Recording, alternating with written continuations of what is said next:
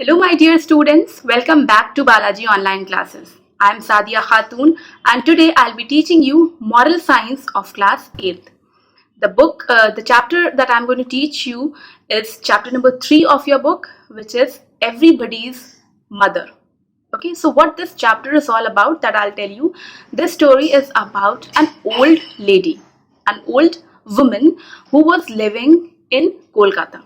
कोलकाता की park street पर there was a pavement footpath होता है, और वहां पर वो लेडी थी जो वहां पर ही बैठी रहती थी. People use to pass by, लोग निकलते थे, देखते थे उनको, और she use to have a very sweet and a gentle smile on her face always. There was a school past me, there was a school Saint Xavier's और Loreto Convent, जहाँ के students भी जब after school they used to come और वो आते थे और उनसे बात करते थे.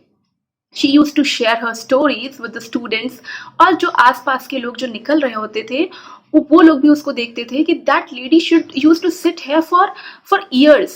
कितने सालों से वो लेडी वहीं पर रहती थी, और she even don't remember कि कितने साल उसको हो गए वो वहां पर ही रहती है. उसने उसी को अपनी दुनिया मान लिया था. She used to think that this small place is my entire world.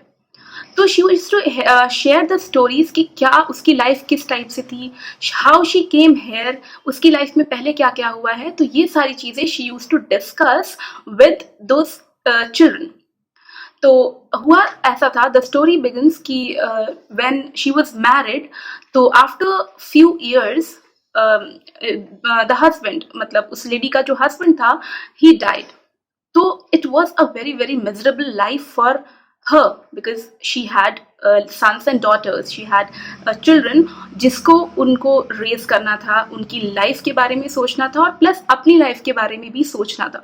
So it was very difficult for her to just maintain that how she's going to live the life now, और अपनी life के साथ साथ अपने बच्चों की life के बारे में भी उसे सोचना था. तो इनिशियली दे वेंट, वो विलेज चली गई और अपनी जो बच्चों की ग्रैंड मदर थी उनके पास उन लोगों को छोड़कर आ गई. फिर she just brought her sons along with her Kolkata में, एंड देन वहाँ पर इन्होंने उनकी स्कूलिंग करवाई. And then when they grew up, तो they just got with different jobs.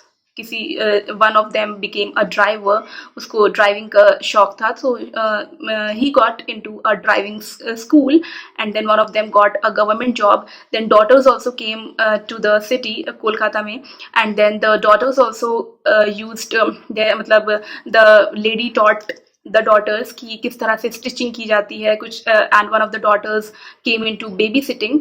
इस तरह से उसने अलग अलग जगह, अलग अलग एरियाज में अपने बच्चों को लगा दिया.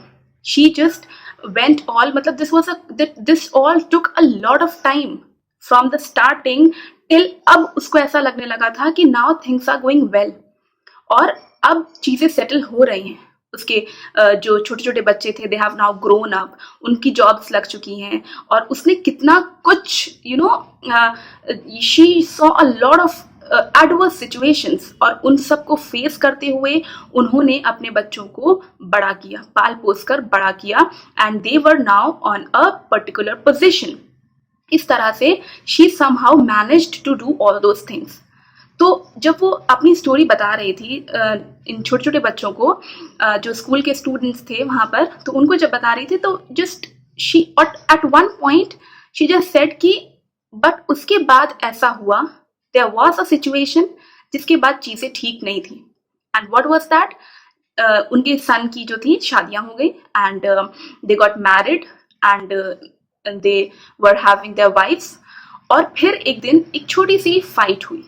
that fight कुछ भी मिसअंडरस्टैंडिंग की वजह से उनके बेटों में और उस लेडी में कुछ छोटी सी फाइट हुई. that was just because of some of the misunderstandings.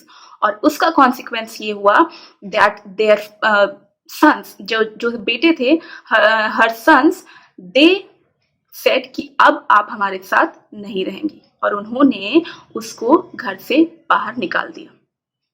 So this was the thing कि इतना कुछ उसने बेयर किया.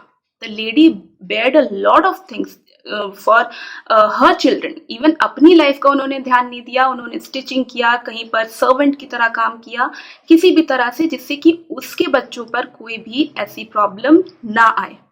बट व्हाट दे डिड, उन्होंने कुछ भी नहीं सोचा। उन्होंने वो सारी जो सेल्फलेस लव जो उसने दिखाया था उस लेडी ने अपने बच्चों के लिए, उन सब को भूलकर दे जस्ट सेड कि नहीं, you are not going to live with us, और उनको घर से बाहर निकाल दिया। और तब से she was living on the pavement.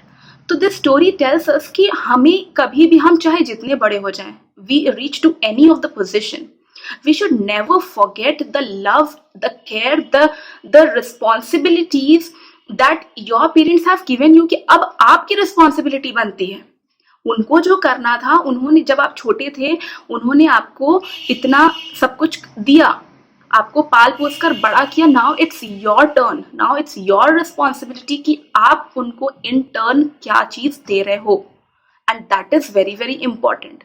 So children, this chapter is totally showing you कि how you're going to love your parents. It's not just about the mother का तो बिल्कुल आपको बहुत ही ज़्यादा इसका, क्योंकि mother's love, you know, nobody can define mother's love, तो वो तो आपको समझना ही। उसके साथ साथ यू हैव टू सी कि आपके पेरेंट्स कितना कुछ सैक्रिफाइस कर रहे हैं for your good, for your benefit, for your concern, कितना कंसर्न है वो। So you should never forget that. और हमें हमेशा अपनी रिस्पॉन्सिबिलिटी समझनी चाहिए, और इन रिटर्न जहाँ पर हम अपने पेरेंट्स के लिए कुछ कर सकते हैं, वी शुड डू दैट। ये बहुत ज़रूरी है हम सब के लिए। So this chapter is completed. I hope you have understood it, and I wish and I hope कि आप सब लोग इस मॉरल को, इस लेसन को अपनी लाइफ में इनकलकेट करने की कोशिश करेंगे, इसको फॉलो करेंगे। Children, I will meet you in my next video with another great chapter and another great lesson, and till then take care everyone, and bye bye.